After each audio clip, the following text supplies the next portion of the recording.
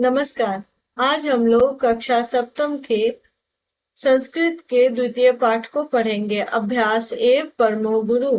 अभ्यास ही परम गुरु है। कश्चित बाला आसीत्। कोई बालक था। सः बंग प्रदेशे एकस्मिन् विद्यालये पठति स्म। वह बंग प्रदेश में एक विद्यालय में पढ़ता था। सः अतीव जिज्ञासु आसीत्। वह बहुत जिज्ञासु था, परंतु सः पठने कुशलः न आसीत्। लेकिन वह पढ़ने में अच्छा नहीं था। सः यत् पठति तत् विस्मृति स्म। वह जो पढ़ता था वह भूल जाता था। सः पाठिनः तस्य उपहासं कुर्वन्ति स्म। उसके सहपाठी उसका उपहास करते थे। सः चिंत्यति किम अहम मूर्खः अस्मि। वह सोचता है, क्या मैं मूर्ख हूँ। किम मम भाग्ये विद्या न अस्ति। क्या मेरे भाग्य में विद्या नहीं है। परंतु अहम तो पठितुम इच्छामि। लेकिन मैं तो पढ़ने की इच्छा रखता हूँ। तदा किम कर्तव्यम। तो क्या करना चाहिए। एकदा सः मार्गे एकम कूपम अपश्यत। एक बार उसने मार्ग में एक कुआं देखा। कूपस्य ऊपरी एका घटा आसीत्। कुएं के ऊपर एक घड़ा था।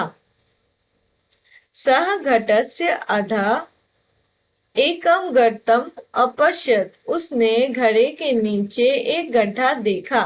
सः अचिंत्यत। उसने सोचा, इमं सुंदरम गर्तम कः निर्मितवान। उसने सोचा, इतना सुंदर गड्ढा किसने बनाया। सः मातरम अपृच्छत।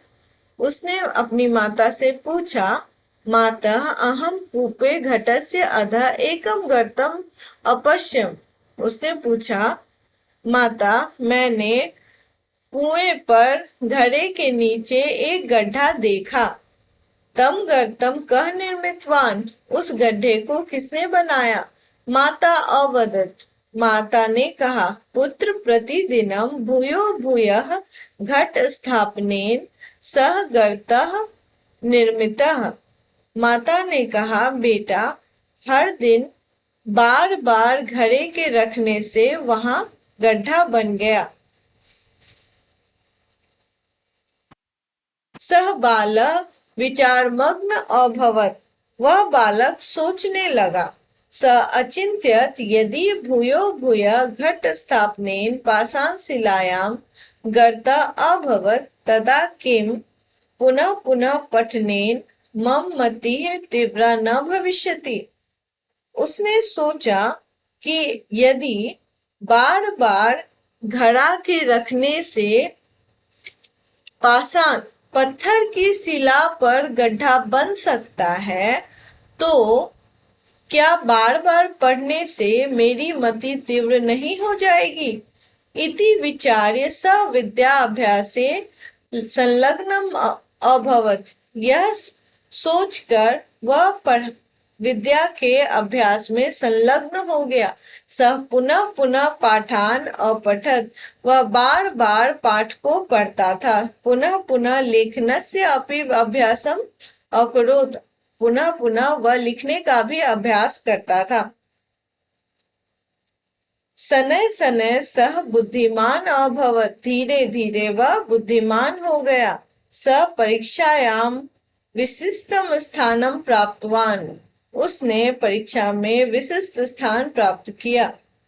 अधुना तस्य सहपाठिनः तस्य उपहासं न कुर्वन्ति स्म, अपितु आदरं कुर्वन्ति स्म। अब उसके सहपाठी उसका मजाक नहीं बनाते थे, बल्कि उसकी इज्जत करते थे। सत्यम एव अस्ति। सत्य ही है। अभ्यास एव अस्ति परमो गुरु। अभ्यास ही परम गुरु है। शब्दार्थ क्या है। विस्मृति स्म। भूलता था। गर्तम गड्ढा। निर्मितवान बनाया। अधः नीचे। भूयो भूयः बार बार। घट स्थापनेन घड़ा रखने से। पाषाण शिलायाम पत्थर की शिला पर। हमने द्वितीय पाठ को पढ़ लिया है। अगली कक्षा में इसके प्रश्नोत्तर को करेंगे। धन्यवाद।